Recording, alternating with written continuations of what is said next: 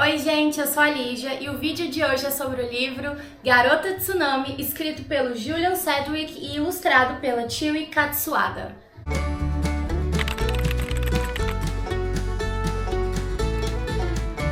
E se você tá chegando agora no canal, eu já peço pra você se inscrever, ativar o sininho, deixar o seu like e de me seguir nas redes sociais. Eu vou deixar o link aí na descrição, então vai lá me seguir pra não perder nada. E o livro de hoje é mais um livro da editora Gutenberg e esse livro é muito especial porque ele mistura prosa com mangá. Pra quem não sabe, mangá é uma espécie de história em quadrinhos japonesa, onde você lê de trás pra frente. Só que nesse caso a gente lê da maneira que a gente do ocidente lê mesmo. E é muito incrível você estar lendo um livro e do nada a narrativa se transformar em desenho, sabe? Eu acho que isso só intensificou ainda mais a emoção dessa história, que é de cortar o coração e ao mesmo tempo de confortar ele depois. Então vamos lá que eu vou contar essa história pra vocês.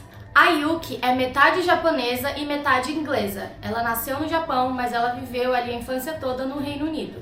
Ela tá passando por um período psicológico difícil, ela tem várias crises de pânico, inclusive teve algumas recentemente na escola, o que fez com que, sabe, ela não conseguisse mais lidar com os estudos e o ambiente escolar, então ela passou a estudar em casa. E os pais acharam que seria uma boa ideia, uma maneira de ajudar ela a lidar com tudo isso, se ela fosse pro Japão visitar o avô, porque eles sempre se deram muito bem para ela dar uma espairecida, viajar, se afastar um pouco da rotina e dos problemas, e é o que ela faz. O avô mora em Osaka, no Japão. Gente, eu tenho um negócio que eu amo velhinhos. Tipo assim, o velhinho, ele pode ser a pior pessoa do mundo, mas eu vejo ele e fico, cara, é um velhinho. E eu fico, tipo, toda boba, assim, eu não sei por que eu sou assim. Então, só o fato de ter um velhinho nesse livro, eu fico, cara, ele é um velhinho. E ele não é uma pessoa horrível, ele é uma pessoa ótima. Eu fico, cara, é um velhinho, sabe? E eles são muito próximos, sempre foram. Ele é um desenhista profissional, claro que agora ele já está aposentado, mas ele sempre fez mangás, tanto escrevia quanto ilustrava as histórias, e ele chegou até a ganhar o prêmio mais importante do Japão na época, que só quem fazia os melhores mangás ganhava, e ele é muito saudoso em relação ao passado, tá sempre relembrando, ele expõe ali os prêmios dele orgulhosamente, então ele sempre teve essa relação com a Yuki, que também sempre gostou de desenhar e quando era mais nova se arriscava e criava também mangás e histórias em quadrinhos. E foi uma dessas histórias que a Yuki criou que ela deu vida ao personagem Meia Onda, que aí é um personagem de um mangá que ela fez que também faz referência a uma lenda muito famosa ali no Japão. Como é um país que tem muitas catástrofes naturais, muitos tsunamis, terremotos, justamente porque ele está localizado em cima de 3 placas tectônicas, existe uma lenda que uma espécie de peixe, eles apareciam na orla da praia quando algo assim terrível estava prestes a acontecer. E a história da Yuki era justamente sobre esse cara, o Meia Onda, que era metade humano, metade peixe, e ele era responsável por acalmar esses peixes, por fazer eles ficarem ali nadando normalmente, que se ele um dia se distraísse e os peixes fossem ali pra costa, aí uma tragédia aconteceria. Então ela conta nos quadrinhos dela, nos mangás delas, a história desse personagem Meia Onda. Só que com o passar do tempo e a adolescência e todos os problemas e crises que ela teve, ela meio que deixou de lado, abandonou o personagem, ela nem se lembrava direito. Mas ao chegar na casa do avô, ele resgatou, né, esse interesse dela, resgatou todas essas memórias e incentivou ela de tipo, vamos ver, vamos continuar, olha como você tem talento. E aí o livro ele começa no tempo presente, mas aí ele volta um pouquinho no passado para quando a Yuki chegou no Japão. E logo no trem ela reencontra um amigo de infância, o Taka. Ele é tipo filho do cara da padaria e eles conviveram bastante quando eram crianças, mas enfim, ela se mudou e eles acabaram, né, se separando ali, não tendo mais contato. E ele logo chama ela pra sair e ela fica super envergonhada, porque enfim, ela também tem ansiedade, crise de pânico, então ela já não sabe muito bem como lidar nessas situações sociais, mas ela acha ele um fofinho, mas é isso, não passa disso, ela segue caminho, fica com o avô e nem lembra mais do Taka.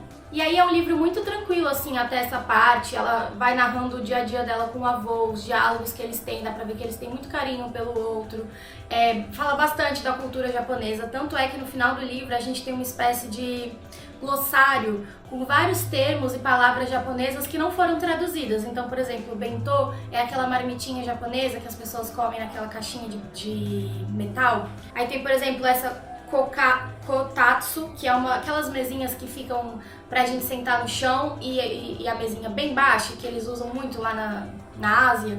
Então achei muito legal, porque também deu pra conhecer bastante assim da cultura. Então é basicamente isso, é um livrinho que você vai lendo bem devagar até que o impensável acontece. No dia seguinte de quando a gente está lendo, simplesmente um terremoto de magnitude 9 da escala 10 acontece e obviamente gera uma tsunami gigante, uma onda de 20 metros que assola ali Osaka, que é a cidade que eles estão, e algumas outras do Japão. Essa tsunami e esse terremoto aconteceram de verdade, mas esse livro é um livro de ficção baseado nesses acontecimentos que realmente aconteceram. E aí essa parte toda é muito desafiadora, porque acontece o terremoto, e aí eles têm todo um preparo lá, porque já é um país que é recorrente esse tipo de coisa, então soa um alarme. Eles escutam um alarme, aparece na TV, aparece no celular, vai ter tsunami.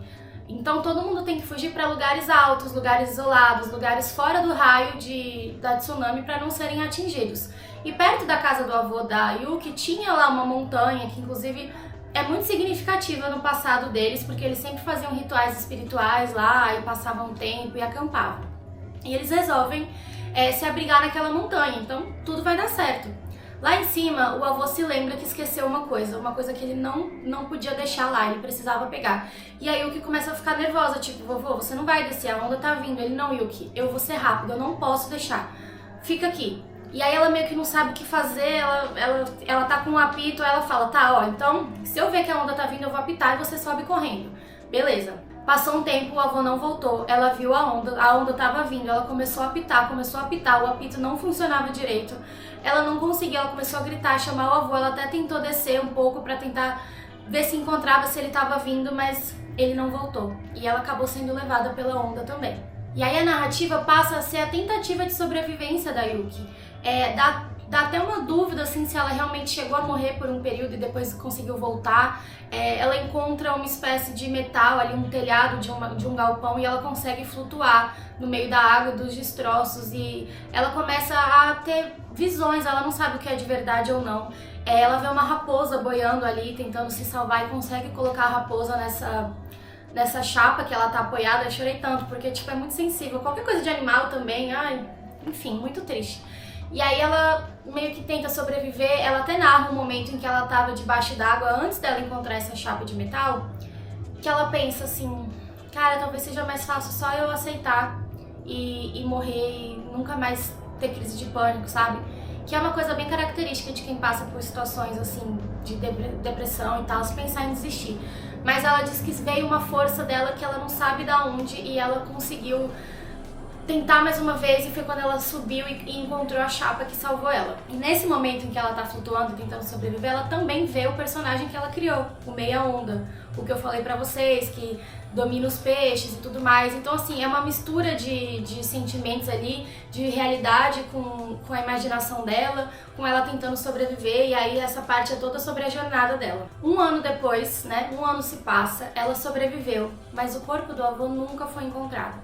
Ela tá de volta à Inglaterra e ela já tinha problemas de crise de pânico e ansiedade, e as coisas obviamente só se intensificaram e pioraram. E ela resolve que, depois de muita terapia e tudo mais, ela precisa voltar ao Japão, ela precisa voltar para Osaka pra ter um fechamento, sabe? Fazer algum tipo de cerimônia pro avô, fazer uma homenagem, ela precisa voltar lá pra relembrar tudo o que aconteceu. Só que, eu não sei se vocês sabem, esse acontecimento de verdade, da tsunami, do terremoto, também destruiu e afetou uma usina nuclear. Então, estava cheio de radiação ali, as cidades ficaram desocupadas, teve problema com os animais, com as plantas, não dava para entrar, porque as pessoas podiam morrer devido à radiação. E Osaka foi afetada, não tanto quanto a cidade principal ali, mas foi. Então os pais dela não queriam deixar ela voltar de jeito nenhum, porque a vida dela poderia correr risco, Radiação não é brincadeira. Mas depois de muito tentar, ela finalmente convence a mãe dela e elas vão pro Japão. Mas a mãe dela disse que elas não iam pra Osaka, elas iam ficar em Tóquio e iam prestar uma homenagem ali num templo que tinha, e era isso. Só que a Yuki foge, pega um trem sozinha e vai pra Osaka tentar ver se ela encontra o avô, ou ao menos deixa uma homenagem pra ele. Ou talvez descobriu que tanto ele precisava voltar pra pegar que ela nunca soube. E eu não vou contar mais do livro pra vocês. Vocês precisam ler pra descobrir. Mas é um livro que chama Literatura de Cura, É um livro muito sensível, é um livro que fala sobre laços familiares, problemas emocionais, sobre luto, sobre amor, sobre autodescoberta e principalmente sobre cura. Dando um mini spoiler, aí o que acaba reencontrando Taka, aquele menino da infância que ela viu no ônibus, e eles ficam juntos tentando fazer essa missão de encontrar o avô dela e eles se apaixonam e assim, é um romance também bem gostosinho de acompanhar e assim, foi um livro que me destruiu, eu chorei muito, porque é emocionante, né, você ver esse vínculo deles dois e eles não se despediram, mas vocês não sabem se ele morreu ou não, então eu vou deixar aí pra vocês descobrirem. Eu nunca tinha lido um livro que mescla prosa com mangá, então deixa eu procurar aqui um exemplo pra vocês. Acho que a luz vai fazer reflexo, mas ó, tá aqui o livro, né, prosa normal, aí do nada começa mangá. Aí ó, quadrinho, e aí mescla e vai mesclando e aí volta texto, e aí vai, e aí depois vem mangá de novo. Claro que tem muito mais texto do que mangá, só porque eu... aí. Mas é muito lindo, assim, e foi... veio com marca-páginas também.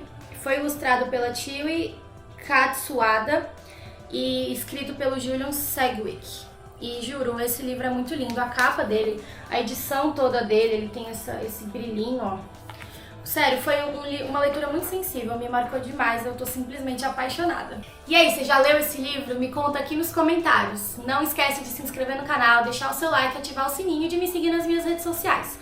O link tá aí na descrição, então já me segue pra não perder nada. Vou deixar o link aqui na descrição também, caso você queira comprar o livro. E lembrando que se você comprar por esse link, você ajuda o meu canal a crescer. E eu te agradeço muito. É isso, espero que tenham gostado e eu vejo vocês na próxima. Tchau!